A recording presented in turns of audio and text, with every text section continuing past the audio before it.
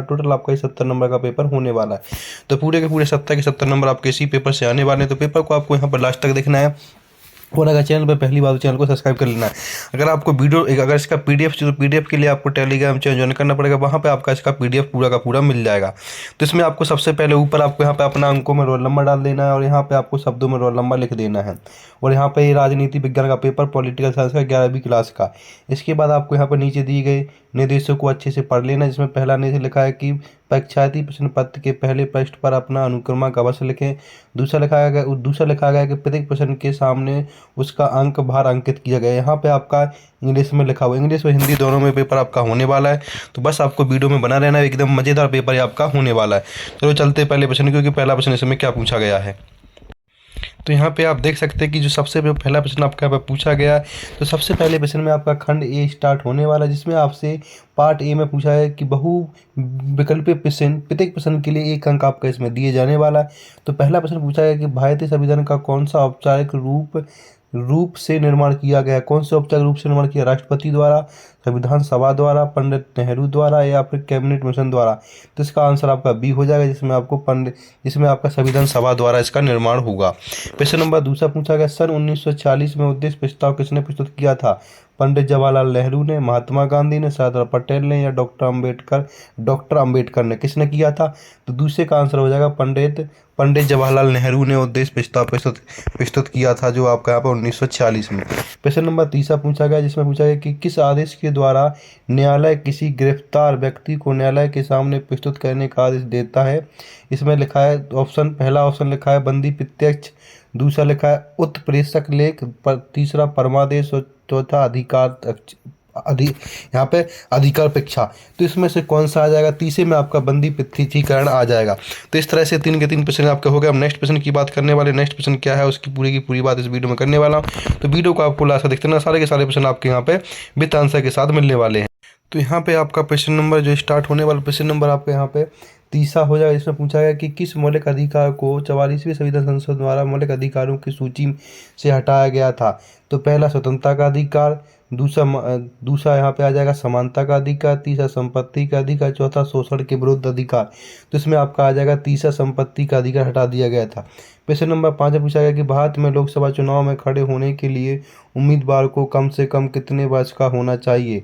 21 वर्ष का, 25 वर्ष का, 35 वर्ष का या 30 वर्ष का। तो इसमें ऑप्शन आ जाएगा कम से कम उसको 30 वर्ष का होना चाहिए लोकसभा में चुनाव लड़ने के लिए। तो प्रश्न नंबर 5 का भी पूरा का पूरा आंसर हो गया। हम बात करने वाले नेक्स्ट प्रश्न की, नेक्स्ट क्या पूछा गया। तो प्रश्न नंबर नेक्स्ट आता है 6, जिसमें पूछा गया है कि इनमें से कौन सा कार्य चुनाव आयोग नहीं करता है। मतदाता सूची तैयार करना, उम्मीदवार का नामांकन करना, आचार संहिता लागू करना, पंचायत के चुनाव का पर्यवेक्षण करना। तो इसका ऑप्शन आ जाएगा आपका डी, पंचायतों का चुनाव का परीक्षण करना नहीं करता। प्रश्न नंबर 7 में पूछा गया कि भारतीय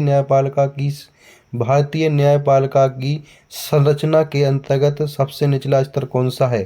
तो यहाँ पे आपका ऑप्शन में देख लीजिए कौन सा सबसे निचला, जिला न्यायालय, अधीनस्थ न्यायालय, सर्वोच्च न्यायालय, उच्च न्यायालय। तो इसमें आ जाएगा आपका अधीनस्थ न्यायालय। ऑप्शन आपका यहाँ पे बी आ जाएगा, क्या आ जाएगा, अधीनस्थ न्यायालय। आपका यहाँ पे नहीं, अधीनस्थ न्यायालय नहीं, आपका यहाँ पे ऑप्शन ए आ जाएगा, जिसके अंदर आपका डिस्ट्रिक्ट न्यायालय क्या आ जाएगा, डिस्ट्रिक्ट न्यायालय सबसे निम्न स्तर वाला आपका न्यायालय होता है। तो ऑप्शन 7 का आपका यहाँ पर ए ऑप्शन हो जाएगा।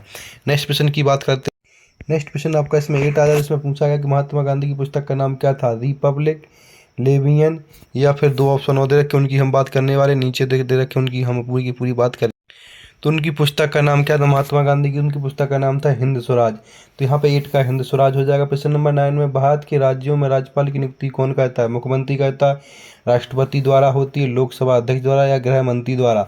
तो यहाँ पे आपकी राष्ट्रपति द्वारा नियुक्ति होती है। प्रश्न नंबर आपका 10 में भारत का संविधान लागू कब हुआ था, 26 जनवरी 1949 को, 26 जनवरी 1950 को, 15 अगस्त 1947 को, 26 जनवरी 1952 को। तो आपका संविधान लागू हुआ था 26 जनवरी 1950 को संविधान लागू हुआ था। प्रश्न नंबर 11 में पूछा गया शांति का संविधान किसे कहा गया है, भारत के संविधान को, जापान के संविधान को, किसको कहा गया है शांति का संविधान। इसकी हम बात कर लेते हैं। तो यहाँ पे शांति का संविधान किस संविधान को कहा गया, वो आपका यहाँ पे कहा गया भारत के संविधान को कहा गया। प्रश्न नंबर आपका 12, इसमें पूछा गया कि संसाधनात्मक व्यवस्था को निम्न में से किस देश से लिया गया है, भारत से, अमेरिका से, ब्राज़ील से या फ्रांस से। तो इसका ऑप्शन आपका आ जाएगा अमेरिका से लिया गया है।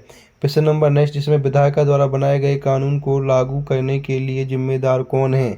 कार्यपालिका, न्यायपालिका, व्यवस्थिका या उपयुक्त में से कोई? तो यहाँ पे आ जाएगा न्यायपालिका। क्या आ जाएगा? कानून को लागू करने के लिए जिम्मेदार कौन आ जाएगी? तो यहाँ पे आ जाएगी कार्यपालिका आपकी। कौन आ जाएगी? कार्यपालिका आ जाएगी। प्रश्न नंबर नेक्स्ट आता है कि इसमें नेक्स्ट प्रश्न पूछा गया कि द रिपब्लिक पुस्तक के लेखक कौन है? सुकरात, प्लेटो, जॉन नॉक या रूलो? तो कौन है द रिपब्लिक पुस्तक के लेखक? उसकी हम यहाँ पे बात कर लेते। तो यहाँ पे आपका जो आपकी रिपब्लिक पुस्तक है उसके लेखक आपके हो जाएंगे प्लेटो है। इसके बाद नेक्स्ट प्रश्न स्टार्ट हो जाए। इसमें आपको रिक्त स्थानों की पूर्ति करना है। प्रत्येक प्रश्न 1 नंबर का इसमें होने वाला। तो पहला प्रश्न पूछा गया कि संविधान सभा की पहली बैठक कब हुई थी? वो बता देना है। इसके बाद दूसरा प्रश्न उच्च न्यायालय के मौलिक कर्तव्यों को बताइए। तो ये आपको बताए। तो यहाँ पर पूरे के पूरे प्रश्न की बात करने वाले वीडियो को आपको यहाँ पर लास्ट तक देखते रहना है। तो पहला है आपका संविधान सभा की पहली बैठक कब हुई थी? तो हुई थी 9 दिसंबर। कब हुई थी? 9 दिसंबर 1946 को हुई थी। ठीक है, पहली बैठक। इसके बाद दूसरा प्रश्न आता है उच्च न्यायालय मौलिक अधिकारों को बहाल करने के लिए जारी करता है। क्या जारी करता है उच्च न्यायालय? तो दूसरे में आपको यहाँ पे रेट भर देना, रेट जारी करता है। ठीक है। प्रश्न नंबर तीसरा पूछा गया भारत में व्यस्त मताधिकार की न्यूनतम आयु वर्ष कितनी है? जो व्यस्त मतलब कम से कम कितने वर्ष का? 18 वर्ष का वोट डाल सकता है, 18 वर्ष से कम का नहीं डाल सकता है। प्रश्न नंबर नेक्स्ट आता है कि भारतीय संविधान द्वारा एक सशक्त की स्थापना की गई थी। कब की गई थी? मतलब कि भारतीय संविधान किसकी की गई थी? सशक्त। मतलब कि यहाँ पे आ जाएगा सशक्त राष्ट्र की स्थापना कब की गई थी? फोर्थ में। फिफ्थ वाले में पूछा गया है आपसे कि यहाँ फिफ्थ वाले में पूछा गया संविधान का 74वां संशोधन स्थानीय शासन से जुड़ा है। कौन से स्थानीय शासन से जुड़ा है? शासन से जुड़ा है। तो इसमें आपका फिफ्थ वाले में क्या आ जाएगा वो देख लीजिएगा। तो यहाँ पे आपका आ जाएगा नगरीय। किससे? नगरीय स्थानीय शासन से जुड़ा हुआ है। प्रश्न नंबर 6 में पूछा गया है आपका यहाँ पे भारतीय संविधान एक दस्तावेज है। किसने कहा? भारतीय संविधान एक दस्तावेज है। तो खाली स्थान में क्या आ जाएगा वो आपको भरना है। तो यहाँ पे आपका आ जाएगा जीवित दस्तावेज है। ठीक है, जीवित दस्तावेज है। तो यहाँ पे 6 में दस्तावेज आ जाएगा।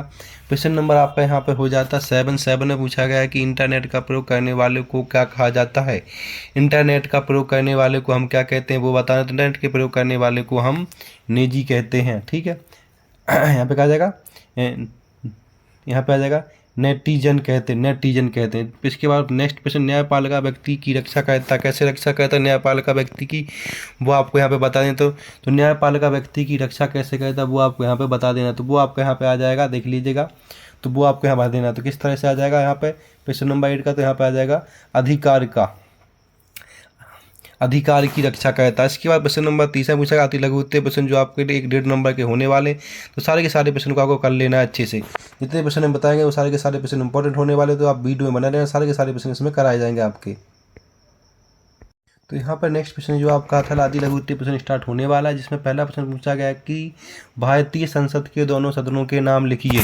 तो आपका पहला प्रश्न हो जाएगा, जिसका आप आंसर हो जाएगा लोकसभा और राज्यसभा। यहाँ पर पहले का आंसर आपको यहाँ पर लिख देना है। प्रश्न नंबर दूसरे की बात करते हैं।